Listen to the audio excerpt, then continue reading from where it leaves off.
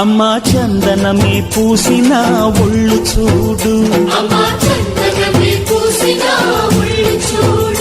అమ్మా పున్నమి పుట్టిల్లు ఆ కళ్ళు చూడు, అమ్మా ముక్కోటి మెరుపులా మోము చూడు, అమ్మమ్మ ముగ్గురమ్మల మూల పుటమ్మ